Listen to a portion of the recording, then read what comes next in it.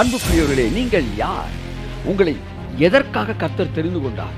உங்களை குறித்து தேவனுடைய நோக்கம் என்ன என்பதை நீங்கள் புரிந்து கொள்வீர்கள் என்றால், உங்கள் இருதயங்களை அலைக்கழிக்கிற எல்லாவித எண்ணங்களிலிருந்து விடுதலை பெற்றவர்களாக, உங்களுடைய தோல்விகளிலிருந்து விடுதலை பெற்றவர்களாக, உங்களுடைய குழப்பங்களிலிருந்து விடுதலை பெற்றவர்களாக, உங்களுக்கு முன்பாக எதிர்மறையாய் காண்பிக்கப்படுகிற எல்லா விஷயங்களையும் நேர்மறையாய் மாற்றக்கூடிய சக்தி படைத்தவர்களாக நீங்கள் மாறுவீர்கள். என் அன்புக்குரியவர்களே, நாம் மரித்து போன இயேசுவை பிரசங்கிக்கவில்லை, நாம் இன்றைக்கு உயிரோடு கூட இருக்கிற இயேசுவை பிரசங்கித்துக் கொண்டிருக்கிறோம்.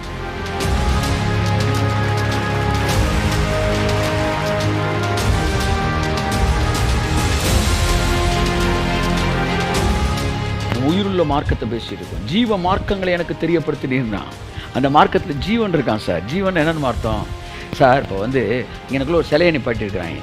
இப்படி அந்த சிலை இப்படியே தான் நின்றுக்கிட்டு இருக்கும் பாருங்க, இப்படியே தான் நின்றுக்கிட்டு இருக்கும். அது என்ன சட்டையை போட்டு அப்படி தான் நின்றுக்கிட்டு இருக்கும். ஆனால் என்ன, நான் இங்கே அசைஞ்சு பேசிகிட்டு இருக்கேன், இப்படி பேசிகிட்டு இருக்கேன், இப்படி பேசிகிட்டு இருக்கேன். ஏன்னா எனக்குள்ள ஜீவன் இருக்குது. அப்போ நீங்கள் போயிட்டு இருக்க மார்க்கம் இருக்குது பார்த்தீங்களா, அந்த மார்க்கத்தில் போகும்போது உங்கள் வாழ்க்கை அப்படியெல்லாம் இருக்காது, அப்படியே இருக்காது, மாறிக்கிட்டே இருக்கும், மாறிக்கிட்டே இருக்கும். ஏன்னா அது ஜீவ மார்க்கம். கை தட்டுங்க. அப்படியே ஒவ்வொரு நாளும் ஏதாச்சும் ஒன்று புதுசு புதுசாக நடந்துக்கிட்டே இருக்கும். கையை தட்டு. புதுசு புதுசாக வாழ்க்கையில் நடந்துகிட்டு இருக்கும்.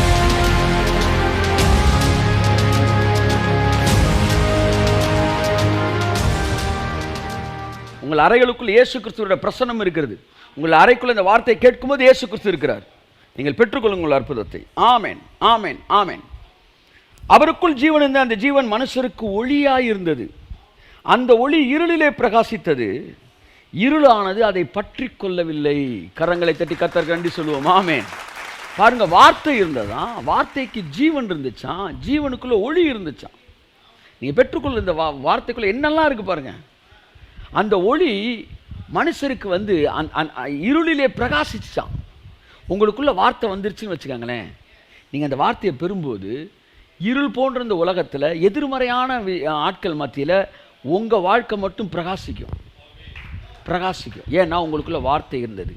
இருளானது அந்த ஒளியை பற்றி கொள்ள முடியவில்லை. ஒரு மொழிபெயர்ப்பு சொல்லுது, இருளானது அந்த ஒளியை ஓவர்டேக் பண்ண முடியல, இருளானது அந்த ஒளியை ஜெயிக்க முடியல. அந்த ஒளி உனக்குள்ள இருக்கு, அதனால இருள் என்கிற வியாதி உன்னை ஜெயிக்க முடியாது, உன்னை பிடிக்க முடியாது. இருளானது அதை பற்றி கொள்ள முடியவில்லை. உனக்குள்ளே ஒளி, தேவனுடைய வார்த்தை இருக்கும்போது என்ன வியாதி உன் சரீரத்தில் இருந்தாலும் அது உன்னை ஹோல்டு பண்ண முடியாது. உன் சரீரத்திலிருந்து விழுந்து உதிர்ந்துருன்றேன். நான் கையை தட்டி கத்த கண்டிச்சு இந்த மாலை நேரத்தில் வார்த்தையை கேட்டுக்கொண்டிருக்கும் போது, சவுலின் கண்களில் இருந்து செதில்கள் விழுந்தது போல உன் சரீரத்திலிருந்து வியாதிகள் உதிர்ந்து விழும் என்று நான் சொல்லுகிறேன். இயேசுவின் நாமத்தினாலே உதிர்ந்து விழும், இயேசுவின் நாமத்தினாலே உதிர்ந்து விழும். ஏனென்றால் இருளானது உன்னை பற்றிக்கொள்ள முடியாது. உனக்குள்ள ஜீவன் இருக்கு, ஒளி இருக்கு. அந்த ஒளி இருளிலே பிரகாசிக்கிறது. இந்த உலகம் முழுவதும் இருள் இருந்தாலும் உன்னை அது பற்றிக்கொள்ள முடியாது. உலகம் முழுவதும் வியாதி இருந்தாலும் உன்னை அது பற்றிக்கொள்ள முடியாது. ஏற்கனவே உன் சரீரத்தில் வியாதி இருந்தால் கூட அது உன்னை ஹோல்டு பண்ண முடியாது. அது சரீரத்திலிருந்து உதிர்ந்துதான் ஆக வேண்டும். எத்தனை ஆயிரம் பேர் இந்த செய்தியை கேட்கிறீர்களோ அத்தனை ஆயிரம் பேருக்கும் அற்புதங்களை இந்த மாலை நேரத்தில் தருவதற்கு தேவன் தயாராக இருக்கிறார். நான் பெற்றுக்கொள்கிறேன் ஆண்டவரே, I want to receive it, yes I agree, amen சொல்லுங்க. இந்த மாலை நேரத்தில் உங்களுக்கான அற்புதம் உங்களுக்கு கடந்து வருகிறது.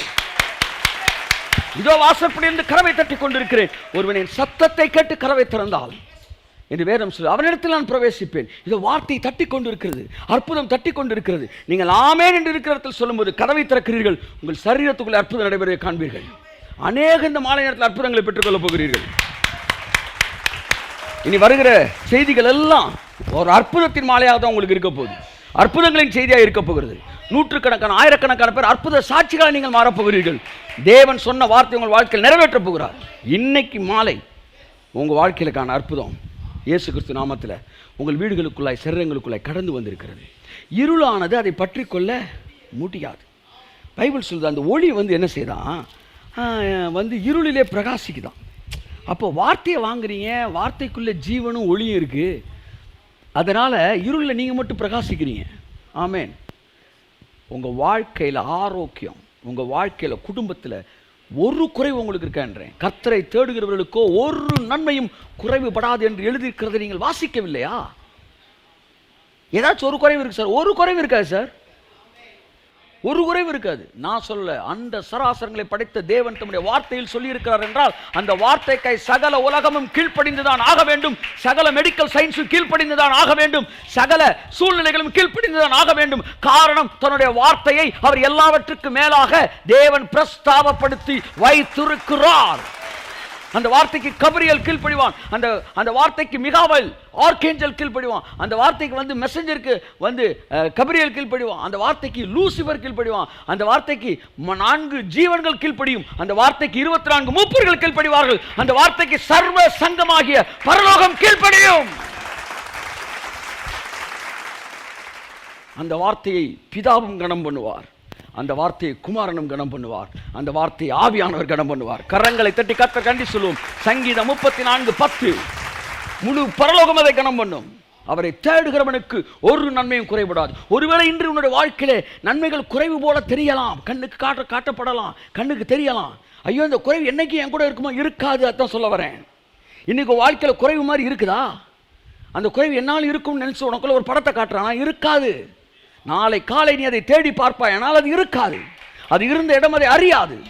கொஞ்ச நாள் கழிச்சு நீங்கள் பார்ப்பீங்க, அதை காணோன்னு சொல்லுவீங்க. என் அன்புக்குரியவர்களே, அந்த ஜீவன் மனுஷருக்கு ஒளியாக இருந்தது. பைபிள் சொல்லுது, அந்த ஜீவன், அவருக்குள் ஜீவன் இருந்தது, அந்த ஜீவன் தான் ஒளியாக இருந்துச்சு. இப்போ நீங்கள் சாட்சி எப்படி தெரியுமா இருக்க போகிறீங்க? உங்களுக்குள்ள ஒரு ஜீவன் இருக்கும் பாருங்க.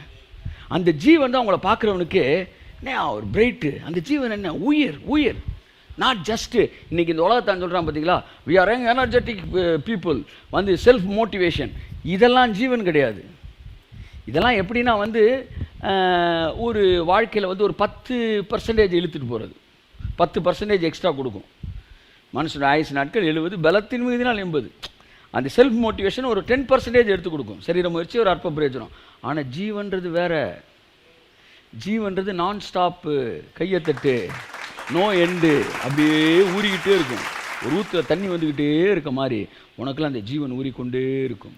அப்போ தொடர்ந்து அந்த ஒளியை பற்றி பைபிள் என்ன சொல்லுது? வாசிங்க. 9ஆம் வசனம். இதை உங்கள்கிட்ட கொஞ்சம் நான் பேச விரும்புகிறேன். உலகத்தில் எந்த மனுஷனையும் பிரகாசிப்பிக்கிற ஒளியே அந்த மெய்யான ஒளி. கரங்களை தட்டி கர்த்தர் கண்டி சொல்லுவோம். நாமே நாமே நாமே நாமே நாமே. பார்த்தீங்களா?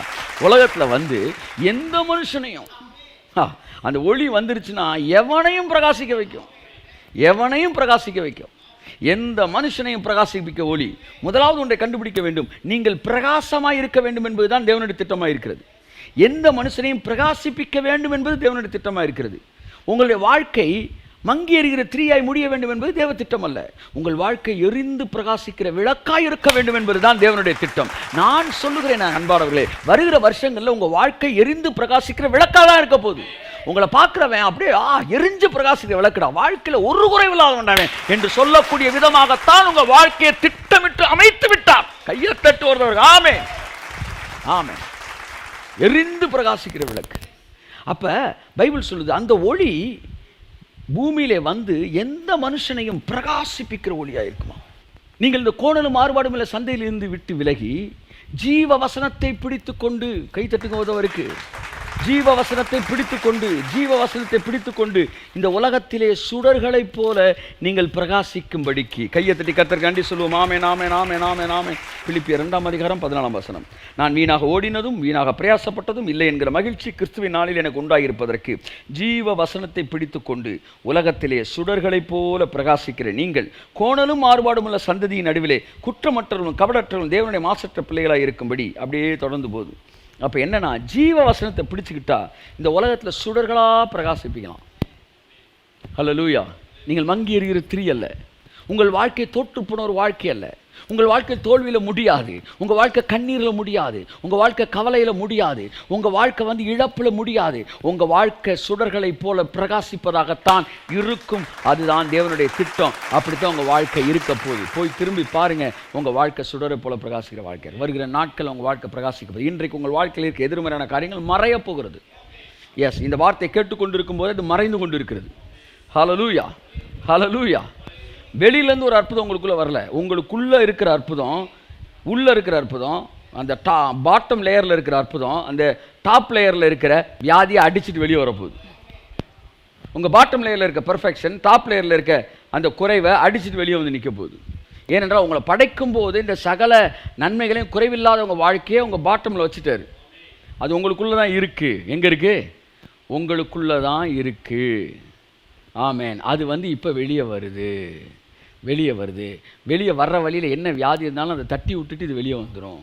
அல்லேலூயா சொல்லுங்கள். ஹல்லேலூயா. அப்போ நீங்கள் பிரகாசிக்க வேண்டும் என்பதுதான் தேவனுடைய திட்டம். அதை மறந்துடாதீங்க.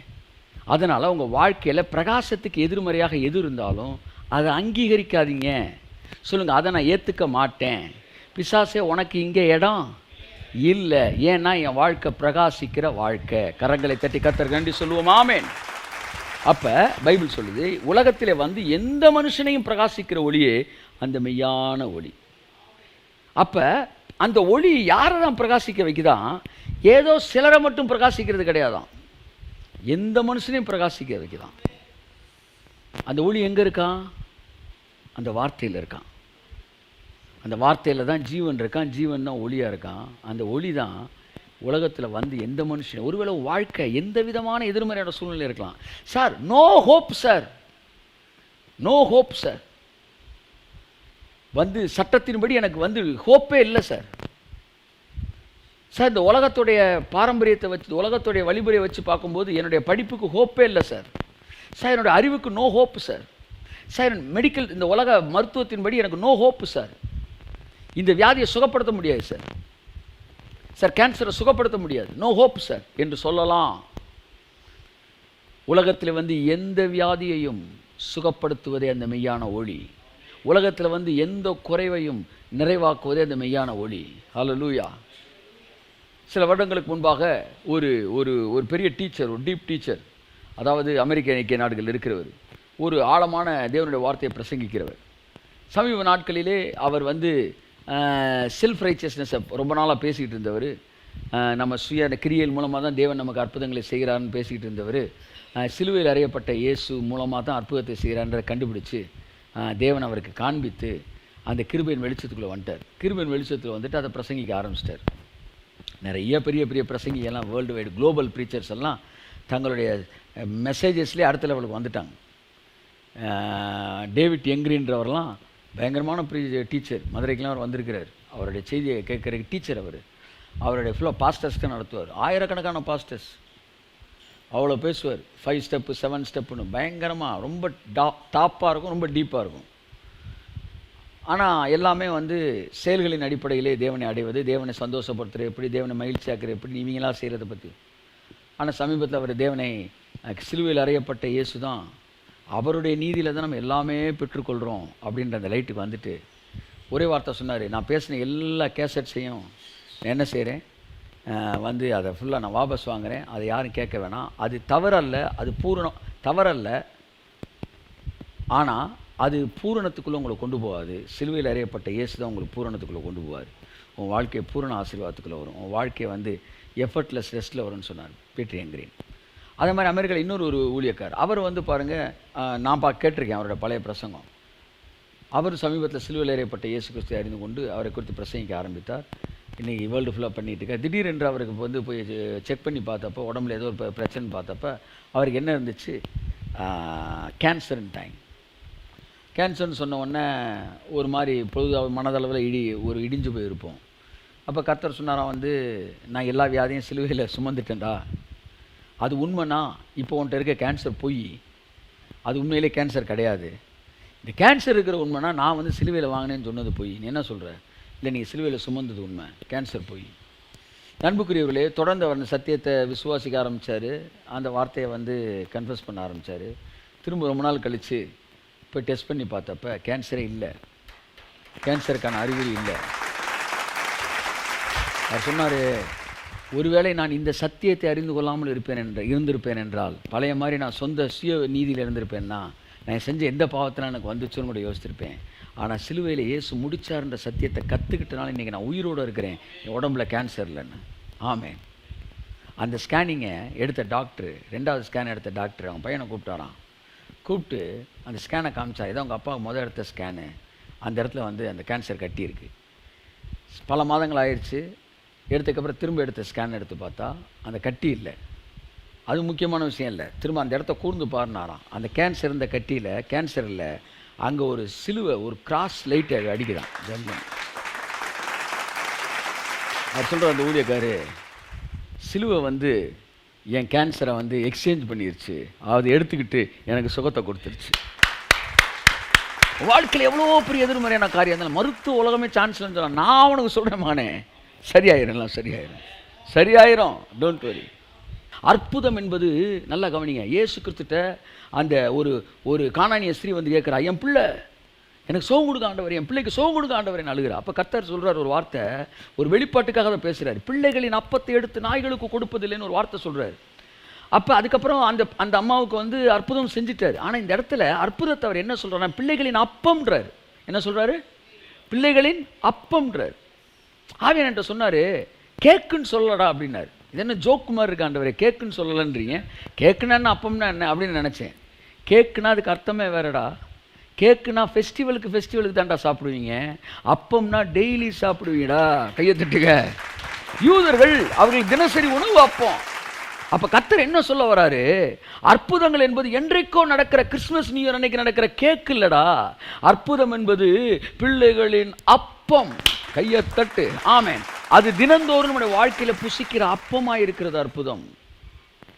கானானுக்கு இஸ்ரேல் ஜனங்கள் போகிற வழியில் அவங்களுக்கு மன்னா கொடுத்தார் கர்த்தர். 40 வருஷம் மன்னா கொடுத்தார். மன்னா என்பது என்ன சொல்லுங்க? உணவா அற்புதமா? அப்படின்னா அது உணவு தான். ஆனால் அவனுக்கு கிடைச்சது அற்புதமாக கிடைச்சிச்சு வனாந்திரத்தில். ஸோ மன்னா என்பது அற்புதம், மன்னா என்பது உணவு. அப்படின்னா என்ன சொல்ல வரீங்க? கிறிஸ்தவனுக்கு அற்புதம் தான் உணவு மாதிரி தான் அற்புதம் அவனுக்கு. அதனால் அவன் வாழ்க்கையில் ஒன்றை விட பெரிய விஷயம் எதுவுமே கிடையாதுயா. உனக்காண்டி தேவன் எதை வேணாலும் செய்வார். மெடிக்கல் சயின்ஸை மாற்றுவார், வந்து ஜாக்கிரபியை மாற்றுவார், இந்த பூலோகத்தோட அமைப்பை மாற்றுவார். உனக்காக வந்து சூரியனை நிறுத்தியிருக்கிறார், ஒரு மனிதனுடைய சொல் கேட்டு நிறுத்தியிருக்கிறார். உங்களுக்காக தேவன் எக்கனாமியை மாற்றுவார், உங்களுக்காண்டி இயற்கையை மாற்றுவார். ஏனென்றால் நீங்கள் அவருடைய இரத்தத்தினாலே நீங்கள் சம்பாதிக்கப்பட்ட கரையம். உங்கள் வேல்யூவை விட இப்போ நீங்கள் கேட்குற மிராக்கிள் பெருசு கிடையாதுயா. இயேசு நாமத்தினால் ஆமென். பெற்றுக்கொள்ளுங்கள் அற்புதத்தை. நீங்கள் அவருக்கு முக்கியமானவர்கள். அப்போ இஸ்ரவேல் ஜனங்கள் 40 வருஷம் டெய்லி மிராக்கிள் கொடுத்துருக்காரு. 40 வருஷம் ஒரு நாளாக சாப்பிடாம வந்துருக்கிறாங்களா? இன்னைக்கு ஒரு நாள் விடுங்கப்பா, ஒரு நாள் தானப்பா அப்பம் இல்லாமல் இருக்க முடியாதா? இல்லை இன்னைக்கு ஒரு நாள் வந்து அப்படி சொன்னால் இல்லை டெய்லி சாட்டர்டேக்கு தேவையான வந்து ஃப்ரைடேவே கொடுத்துட்றாரு, டபுள் போர்ஷன். அப்போ இதுதான் உங்கள் வாழ்க்கை. அதை புரிஞ்சுக்கங்க. நம்ம உயிரோடு இருக்கிற இயேசுவை பேசிட்டோம், ஃபிலாசபி பேசுகிறார். நம்ம உயிருள்ள மார்க்கத்தை பேசிகிட்டு இருக்கோம். ஜீவ மார்க்கங்களை எனக்கு தெரியப்படுத்தினீர்னா அந்த மார்க்கத்தில் ஜீவன் இருக்கான் சார். ஜீவன் என்னென்னு அர்த்தம்? ஜீவன் என்ன அர்த்தம் சொல்லுங்கள் சார். சார் இப்போ வந்து எனக்குள்ள ஒரு சிலையை நிப்பாட்டியிருக்கிறாங்க, இப்படி அந்த சிலை இப்படியே தான் நின்றுக்கிட்டு இருக்கும் பாருங்கள், இப்படியே தான் நின்றுக்கிட்டு இருக்கும். அது என்ன சட்டையை போட்டு அப்படி தான் நின்றுக்கிட்டு இருக்கும். ஆனால் என்ன, நான் வந்து இங்கே அசைஞ்சு பேசிகிட்டு இருக்கேன், இப்படி பேசிகிட்டு இருக்கேன், ஏன்னா எனக்குள்ள ஜீவன் இருக்குது. அப்போ நீங்கள் போயிட்டு இருக்க மார்க்கம் இருக்குது பார்த்தீங்களா, அந்த மார்க்கத்தில் போகும்போது உங்கள் வாழ்க்கை அப்படியெல்லாம் இருக்காது, மாறிக்கிட்டே இருக்கும். ஏன்னா அது ஜீவ மார்க்கம். கை தட்டுங்க.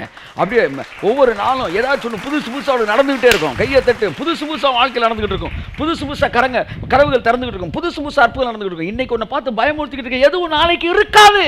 ஒரு நாள் 24 மணி நேரத்துக்குள்ள ஒட்டுமொத்த வாழ்க்கையை மாற்றக்கூடிய வல்லமை படைத்த ஒரு தேவன் நமக்கு இருக்கிறார்.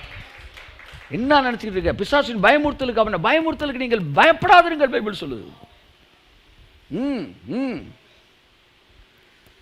ரீபா காபா லாபாதியாங்க. கர்த்தர் உனக்கு ஒன்று செய்வேன்னு சொன்னார்னா அதை செஞ்சு முடிப்பார்.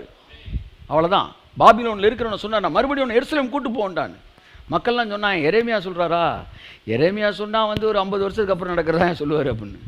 இப்போ கர்த்தர் சொன்னார், நான் தூர காலத்து தரிசனங்களை சொல்லுகிறேன் என்று நினையாதிருங்கள், அது சீக்கிரமாய் சம்பவிக்கும் அப்படின்னாரு. ஒருவேளை உன் கணக்குப்படி அது சம்பவிக்கிறப்ப நீ செத்து கூட போயிருந்தீனா, செத்து உன்னை புதைச்சிட்டாங்க, அந்த வாக்கு தத்துவம் வாழ்க்கையில் நிறைவேறலன்னே வச்சுக்க, நீ செத்துட்ட, புதைச்சிட்டாங்க உன்னை. ஆனால் அதுக்கப்புறம் தான் எல்லாருமே இஸ்ரேலுக்கு போகிறாங்கன்னா, அப்போ கூட நீ செத்துறன்னு விட மாட்டேன், உன் பிரேத குழியை நோண்டிடுவேன்டா. நான் உன் பிரேத குழியை தோண்டி உன்னை அங்கேருந்து உயிரோடு எழுப்பி உன்னை எருசலேமுக்கு கொண்டு செல்கிற தேவனாகிய கர்த்தர். உனக்கும் எனக்கும் ஒரு வார்த்தையை சொல்லுவார் என்றால் அந்த வார்த்தையை நிறைவேற்றுவது எத்தனை வருடமானாலும் அதை மறுபடியும் தோண்டி எடுத்து உனக்கு செய்து முடிக்கிற தேவனாகிய கர்த்தர் உனக்கு இருக்கிறார். ஆகவே தேவனுடைய வார்த்தைகள் அற்புதங்களை நிறைவேற்றாமல் திரும்பாது. நாளுக்கு நாள் அவரோடு பழக பழக எனக்கு அவர் வார்த்தையின் மீது இருக்கிற மரியாதை கூடிக்கொண்டே வருகிறது. என்னுடைய 16வது வயதிலிருந்து நான் பிரசங்கம் செய்து கொண்டிருக்கிறேன். இன்றைக்கு எனக்கு வயது வந்து ஏறக்குறைய 30 வருடம் ஆகிவிட்டது. எனக்கு அன்புக்குரிய 30 வருடங்களை தாண்டி விட்டது. 32 வருடங்கள் ஆகிவிட்டது. இந்த 32 வருடங்களும் நான் வார்த்தையை பிரசங்கித்து தான் இருக்கேன். ஆனால் இந்த 32 வருஷங்களில் எனக்குள்ளே நடந்த மாற்றம் என்னென்னா, நான் 16 வயதில் பிரசங்கித்த போது இந்த வார்த்தையின் மீது இந்த மரியாதை விட இப்பொழுது என்னுடைய மரியாதை கூடி இருக்கிறது. எனக்கு அந்த வார்த்தையின் மீது இருக்கிற மரியாதை கூடி இருக்கிறது. இந்த வார்த்தைக்கு பரலோகம் எப்படி கனம் பண்ணுகிறது என்பதை என்னுடைய மனது வியப்போடு பார்க்கிறது. எத்தனை உண்மையுள்ள தேவன்! வார்த்தைக்காக எதையும் செய்கிற தேவன். இஸ்ரவேலிலே உள்ள பைபிள் சொல்லுது, பெத்லகேமே நீ வந்து இஸ்ரவேலுக்குள்ளே மிக சிறிய ஒரு பட்டணமாக இருந்தாலும் உன்னை வந்து தேவன் வந்து அதிலே வந்து பெருசாக உன்னை உயர்த்துவார். பெத்லகேம்ன்றத ஒரு சின்ன கிராமம். அந்த கிராமத்தை பற்றி ஒரு ப்ராஃபெட் சொல்கிறார். உன்னை தான் வந்து இந்த எருசலேமில் இந்த இஸ்ரவேல் தேசத்தில் பெரிய எல்லாரும் சொல்லக்கூடிய இடத்துக்கு கொண்டு போயினார். உன்னிடத்தில் இரட்சகர் பிறப்பார் அப்படின்ட்டு. அந்த சராசரங்களை இந்த பூமி முழுவதையும் மாற்றக்கூடிய இந்த இரட்சகர் உன்கிட்ட தான் பிறப்பார்ன்றார். பெத்லகேமில் பிறப்பார். ஆனால் மரியாள் கர்ப்பவதியாக இருந்தப்ப மரியாள் பெத்லகேமில் இல்லை. அந்த அம்மா பெத்லகேம் இருக்கிற இடத்துலேருந்து 1200 அடி கீழாக இருக்கிற வேற ஒரு இடத்துல இருக்கிறாங்க.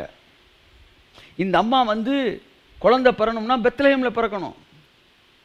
அப்போ 1200 அடி மேலே போகணும், ட்ராவல் பண்ணணும். என்ன சொல்லி கூப்பிட்டாலும் நம்ம வர முடியாது, அப்படி சூழ்நிலை.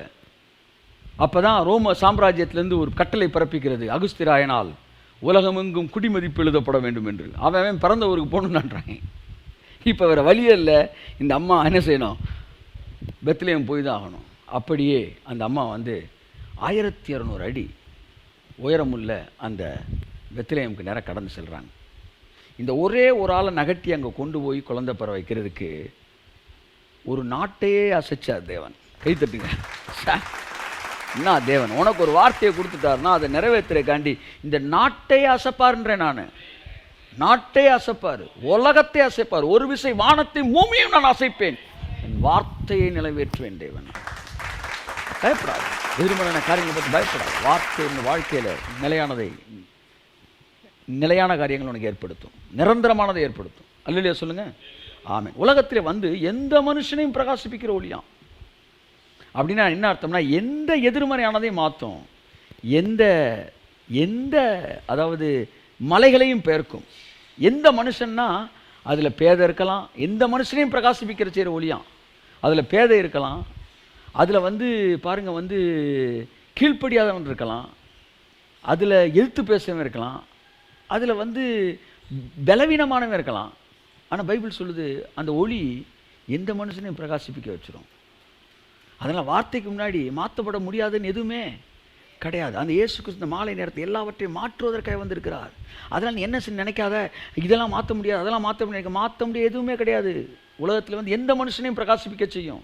உலகத்தில் வந்து எந்த பிரச்சனையும் எந்த சூழ்நிலையும் மாற்றி பிரகாசிப்பிக்க வைக்க முடியும். உலகத்தில் வந்து எந்த வியாதியையும் மாற்ற அவரால் முடியும். உலகத்தில் வந்து எந்த பிரச்சனையும் அவரால் மாற்ற முடியும். எந்த மனுஷனையும் பிரகாசிப்பிக்க. அப்படின்னா என்ன அர்த்தம்னா, அவரால் எல்லா சூழ்நிலையும் ஹேண்டில் பண்ணி எல்லாத்தையுமே மாற்ற முடியும். அவ்வளோதான். ஆமென் சொல்லுவோம்.